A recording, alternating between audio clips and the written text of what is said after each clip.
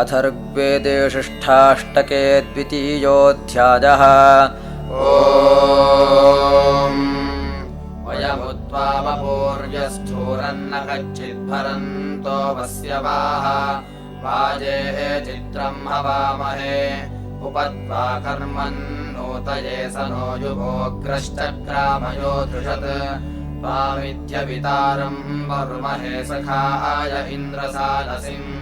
आयाहीम इन्दवोऽश्वपते गोपत उर्वरापते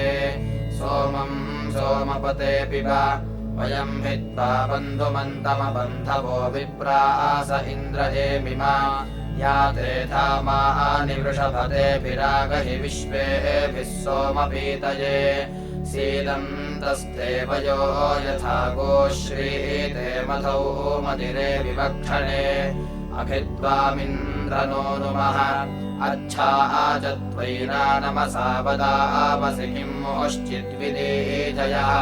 सन्ति कामासो हरिवो ददिष्टं स्मो वयं सन्ति नोधियाः नोत्ना इदिन्द्रते वयमूते अभूम न हि नूते अत्रिवः विद्मा पुरा परीणसः विद्मा सखित्वमुतशूरभोज्या अमाते तावज्रिन्नीमहे उतो समस्मिन्नाशिषीहिनोपसो वाजे सुषिप्रगोमति यो न इदमिदं पुरा प्रवस्य आनिनायतमुवस्तुषे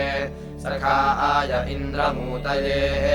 हर्यश्वं सत्पतिञ्जर्षणि सहंसहिष्मायो अमन्दत आतु नः सपयति गव्यमश्व्यं स्तोतृभ्यो मघवाशतम् प्रजाहस्विद्युजा वयं प्रतिश्वसन्तं वृषभब्रुवीमहि संस्थेजनस्य गोमतः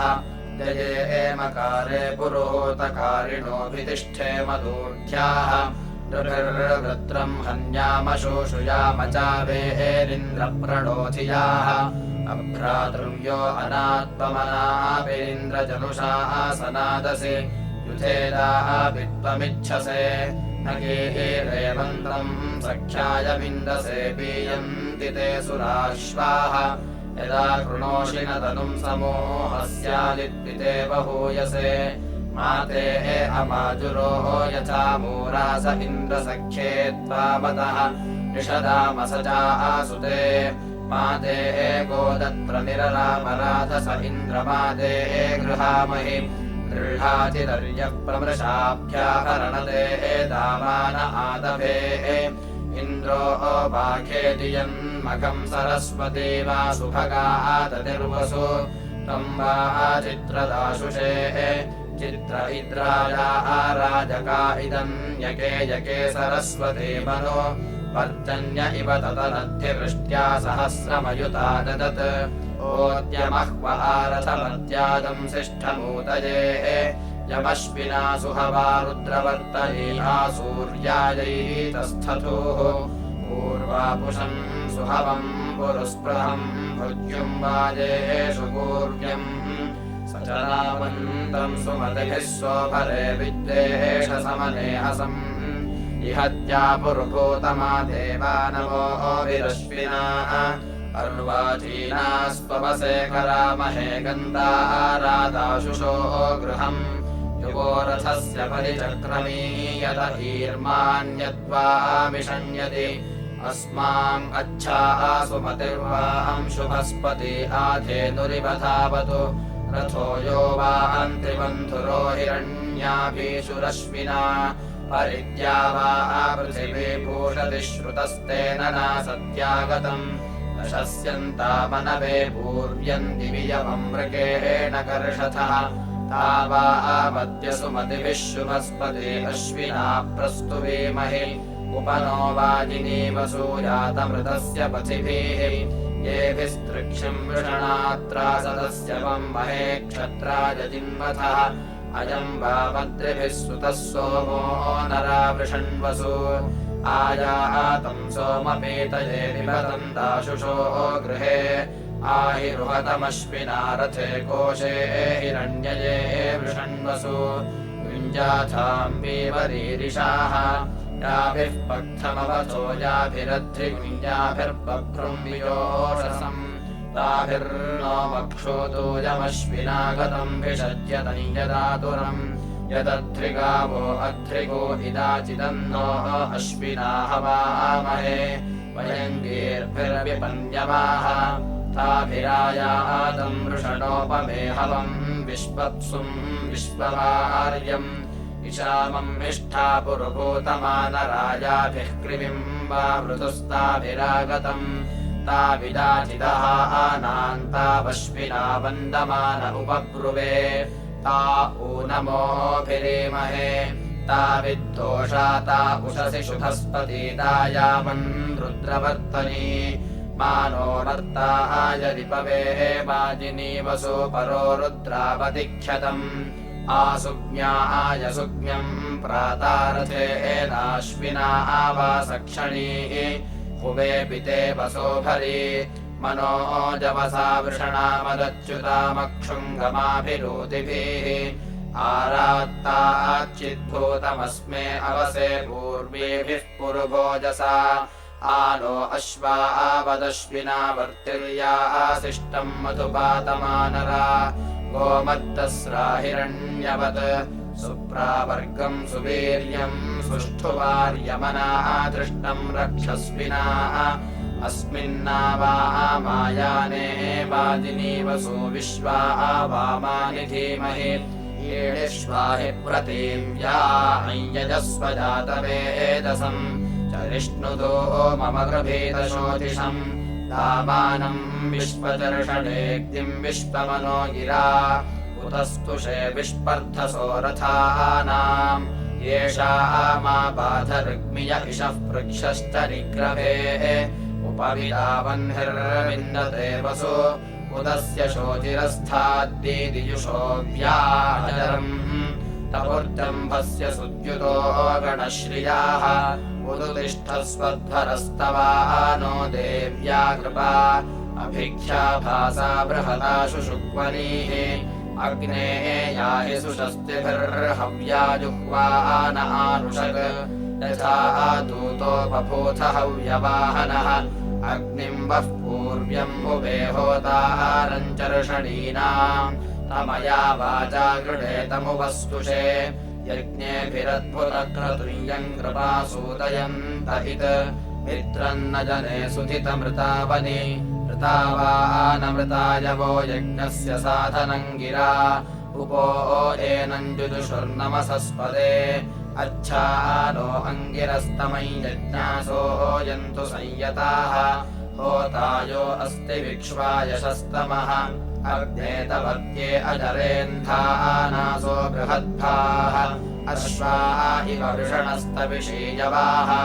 सत्त्वन्न ऊर्जाम् वदेरजिम्रास्व सुवीर्यम् प्रावनस्तोकेतनये समत्स्वा यद्वा विश्वदिश्चितः सुप्रीतो मनुषो विश्वेदग्निः प्रतिरक्षांसि सेधति सृष्ट्यग्नेन वस्य मे सोमस्य वीरविष्पते निमायिनस्तपुषा रक्षसोदः न तस्य मायया च न रिपुरीशीतवर्त्याः यो अग्नये ददाश हव्यदातिभिः यश्वस्वावसुमिदमुक्षण्युरप्रीणादृशीः महोराजेतमुद्वासमिधीमहि उशना काव्यस्वानिहोतारमसादयत् आयजिन्त्वा मनवे जातवेदसम् विश्वे हित्वा सजोषसो देवासो दूतमक्रत सृष्टिते एव प्रथमो यज्ञियो भुवः इमङ्घा वीरो अमृतम् दूतम् गृह्णीतमर्त्याः पावकम् कृष्णवर्तनिम् विहायसम् तम् भुवेम यतसृजः सुभासम् शुक्रशोचिषम्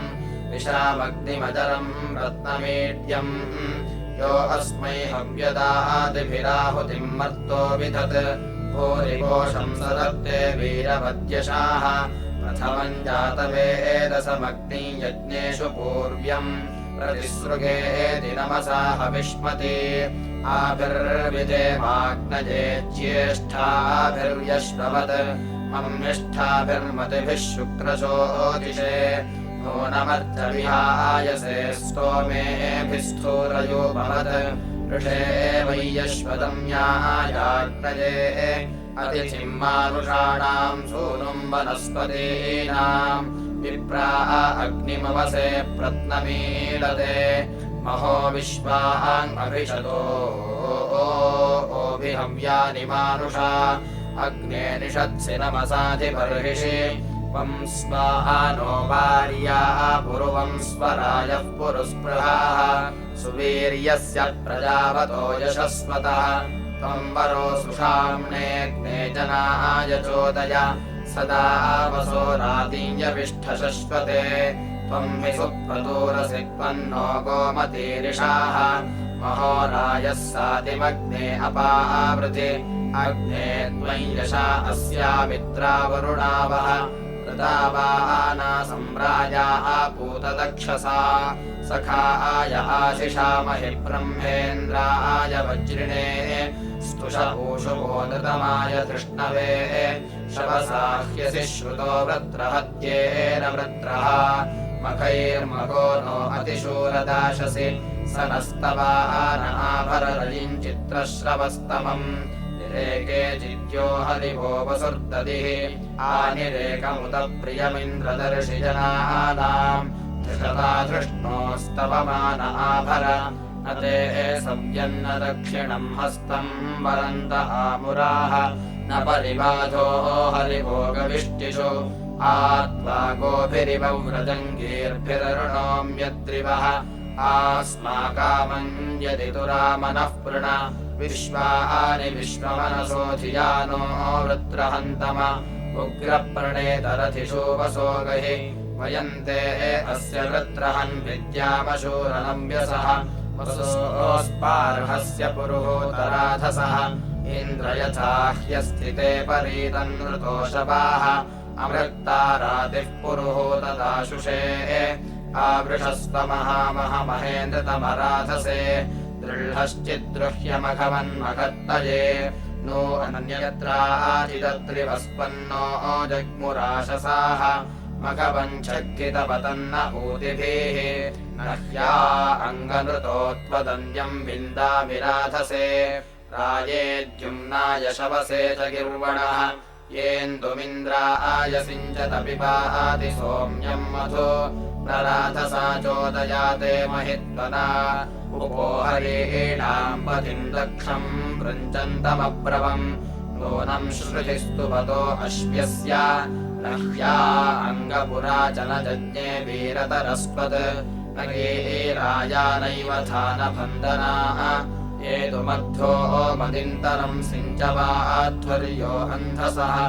एवाहि वीरस्तपते सदा वृथः इन्द्रस्थातर्हरेणान्नगिष्टे पूर्व्यस्तुतिम् उदानम् शशवसानबन्धनाः तम्भो वाजानाम् पतिमहो महिश्रवस्य वाः अप्रायुभिर्यज्ञेभिर्वा वृथेन्यम् एतोऽन्विन्द्रम् स्तवामसखायस्तोम्यन्नरम्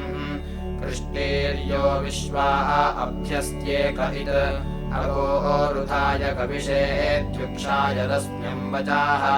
घृतात् स्वादेयो मधुनश्च वोचत यस्यामितानि वीर्यानराधः पर्येतवे ज्योतिर्न विश्वमभ्यस्ति दक्षिणा स्तुहेन्द्रम् व्यश्ववदनोऽन्यम् वाजिनय्यमम् अर्योगयम् हमानम् विदाशुषेः एवानो नमुपस्तु हि वै यश्वदशमन्नवम् सुविद्वाम् सञ्चरकृत्यम् चरणीनाम् वेत्था हि निररतीनाम् वज्रहस्तपरिवृजम् अहरः शुन्ध्युः परिपदामिव तदिन्द्राभाभरजेनादंसिष्ठकृत्वने पिता पुत्साय शिष्णथो निचोदय तमुत्वा नूनमीमहे नव्यन्तम् सिष्ठसन्यसे सत्त्वन्नो विश्वा अभिमादेः सक्षणीः यर्क्षादम्भसो मुचद्यो वार्यात् सप्तसिन्धुषु वधर्दासस्य तु विनृम्णनी नमः यथा वरो सुषाम्णे सनिभ्य आवहो रजिम् यश्वेभ्यः सुभगे वाजिनीवति आनार्यस्य दक्षिणाभ्यश्वाम् केतु सोमिनाः स्थूलम् च राजः शतवत्सहस्रवत् यद्वा आपृच्छादेः जानः कुहया कृते एषो अपश्रितो बलो गोमतीमवतिष्ठति तावाम् विश्वस्य गोपा देवा देवेषु यज्ञियाः ऋतावानायजसे पूतदक्षसा मित्रातनानरथ्या आवरुणो यश्च सुक्रतुः सनात्सु जातातनया धृतव्रता तावाता विश्ववेदसा सूर्याय प्रमहसा महीजजानादितिरृतावली महान्ता मित्रावरुणा सम्राजा देवा वसुरा ऋतावानावृतमाघोषतो बृहत् नपाताशवसो महस्सो नो दक्षस्य सुक्रतोः सृप्रदानो इशो वास्त्वधिक्षितः संयादानो निजे मधुर्दिव्याः पार्थिवीरिषाः नभस्वतीरावाञ्चरन्तु वृष्टयाः अधिया बृहतो दिवो ओभियूथे वपश्यतः ऋतावाना सम्राजा नमसे हिता ऋतावाना ऋषेदतुः साम्राज्याय सुक्रतोः धृतव्रता क्षत्रियाः क्षत्रमाशतुः अक्ष्णश्चिद्गातुवित्तरानुल्बणेन चक्षसा निचिन्विषन्ता निचिरा निचिक्यतुः उत नो देव्यतिरुष्यतान्नासत्या पुरुष्यन्तु मरुतो वृद्धशवसः तेनो नावमुरुष्यतदिवानक्तम् सुदानवः अरिष्यन्तो निपायुभिः सचेमहि अग्नते विष्णवे वयमरिष्यन्तः सुदानवे श्रुतिस्वजावन्सिन्धो पूर्वचित्तये तद्वार्यम् वृणीमहे वरिष्ठम् गोपयत्यम् मित्रो यत्पान्तिवरुणो यदर्यमा उत नः सिन्धुरपान्तन्मरुतस्तदश्विनाः इन्द्रो विष्णुर्मेढ्वांसः सजोषसः ते हिष्मा वनुषो नरोऽभिमाः तिङ्कयस्यचित् दिग्मन्नक्षोदः प्रतिघ्नन्ति भूर्नयः अयमेक इत्था पुरोरुदष्टे विविष्पतेः तस्यौरतान्यनुवश्चरामसि अनुपूर्वाण्योऽप्या साम्राज्यस्य षष्ठिमा मित्रस्यौरता वरुणस्य दीर्घश्रुत परियो रश्मिनाः दिवोऽन्तान्ममे पृथिव्याः उभे आपप्रौरोदसी महित्वा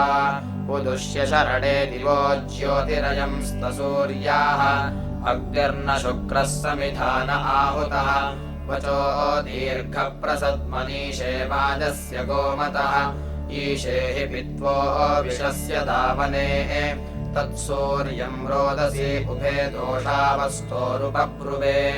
भोजेष्वस्माम् अभ्युच्चरा सदा रुद्रमुक्षण्यायने रजतम् हरयाणे रथंयुक्तमसनाम सुषामणि तामे अश्व्यानाम् हरेणान्नितोषना उतोऽनुकृत्यानाम् नृवाहसा स्मदभिषूकशावन्ता विप्राणविष्ठया मते महोवाजिना वर्वन्ता स चासनम् युवो रुषोरथम् हुवे सतस्तुत्याय सूरिषो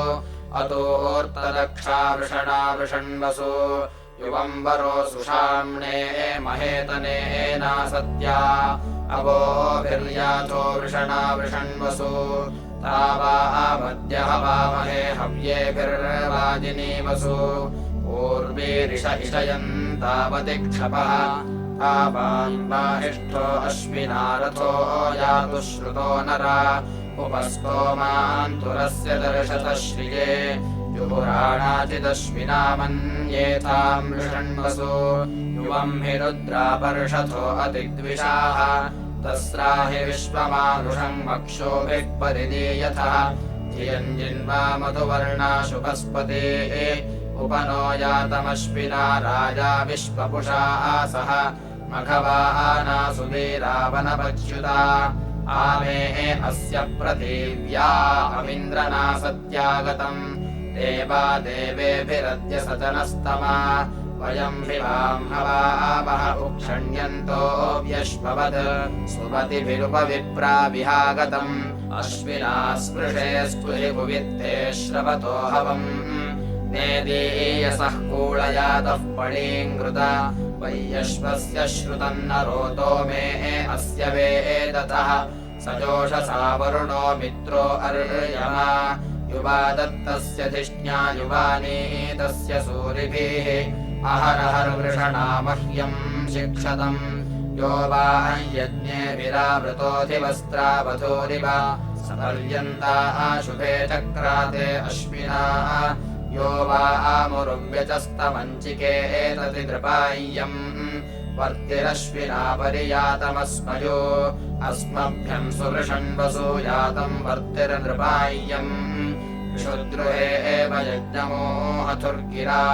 वाहिष्ठो वांहवानाम् स्तोमो दूतो वन्नरा युवाभ्याम् भूत्वश्विना यददो दिवो अर्णव इशो वामदथो गृहे श्रुतमिन्मे अमर्त्या उतस्याश्वे एतया वरीवाहिष्ठावान्नदीनाम् सिन्धुर्हिरण्यवर्तनिः स्मदेतया सुकीर्त्याश्विना श्वेतया धिया वहेथे शुभ्रयावाना युक्ष्वाहि त्वम् रथा सह आयुवस्वपोष्या आवसो आन्नो वायो मधुपिबास्माकम् सवनागहि तव वाजवृतस्पदे त्वष्टुर्जामातरद्भुत अवांस्यावृणीमहे त्वष्टुर्जामातरम् वयमीशानम् रायतीमहे सुतावन्तो वायुञ्जुम्नाजनासः वायो याहि शिवा दिवो वहस्वासु स्वश्व्यम् वहस्वमहः पृथुपक्षसारथे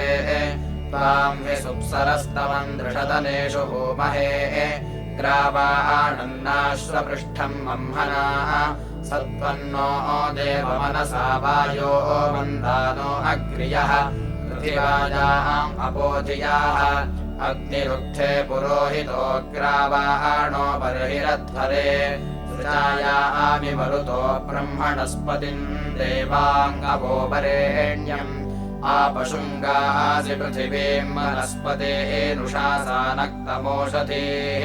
विश्वे च नो वसवो विश्ववेदसोऽधीनाम् भूतप्राविताराः प्रसून एत्वध्वरो ओग्नादेवेषु पूर्यः आदित्येषु प्रवरुणे धृतौरते मरुत्सु विश्वभानुषु विश्वेष्मामनवे विश्ववेदसो भुवन् वृथेरिषादसः अरिष्टेभिः पायुभिर्विश्ववेदसो यन्तानो वृकञ्छर्दिः आनो अद्य समनसो गन्ता विश्वे सजोषसः ऋचा गिरा मरुतो देव्यदिते सदने पस्येमहि अभिप्रिया मरुतो यावो अश्व्याः हव्यामित्रप्रयाथना आबर्हिरिन्द्रो वरुणस्तुरा नर आदित्यासः सदन्तुनः वयम् वो वृत्तबर्हिषो हितप्रयस आलुषक सुतसो मासो वरुणः वामहे मनुष्वदिग्धाग्नयः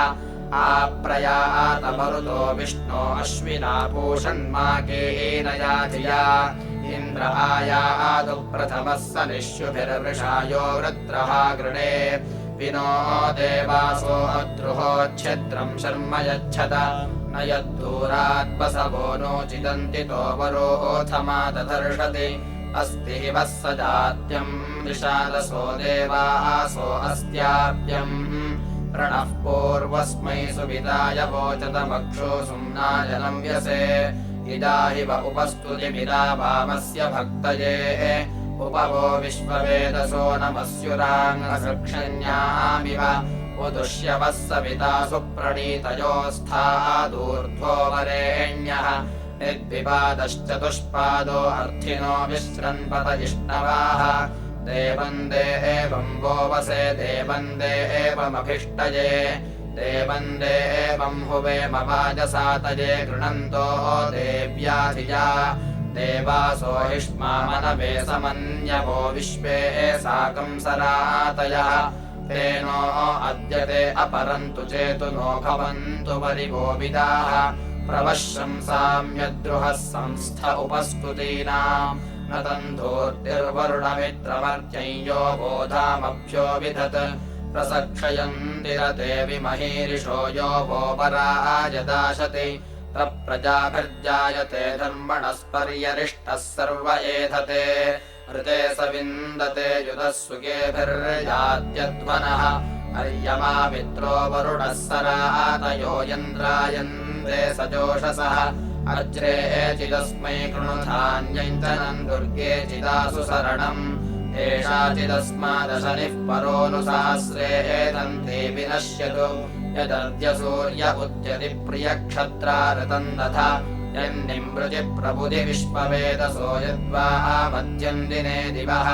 यद्वा आविमिद्वे असुरारतम् यते छत्तिर्येव विदाशुषे वयम् तद्वो वसवो विश्ववेदस उपस्थेयाममध्यः यदद्यसूर उदिते यन्मध्यम् दिन आतुजे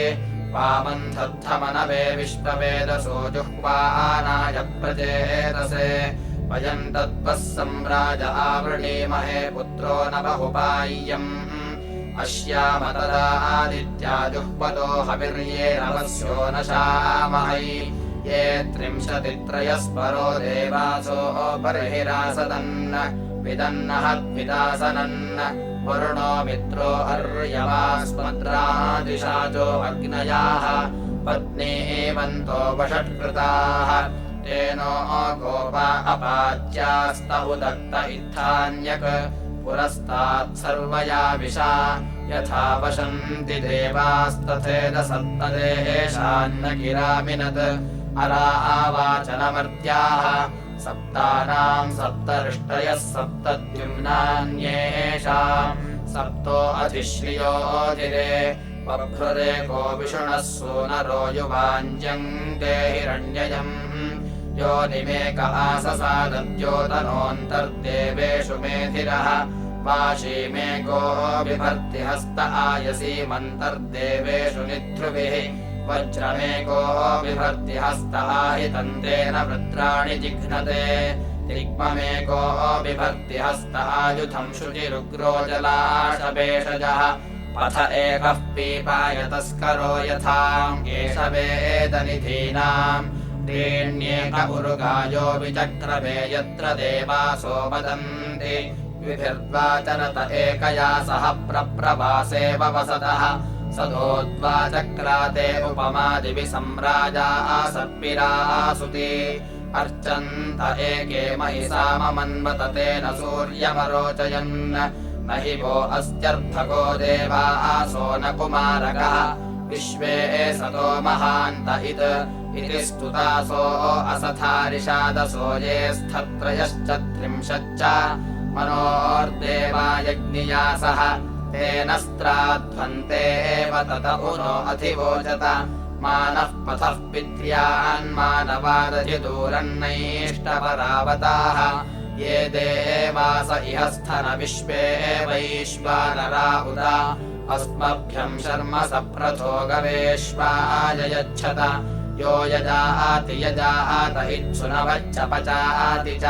ब्रह्मेरिन्द्रस्य चाकनत् पुरोळाशंयो अस्मै सोमम् ररत आशिरम्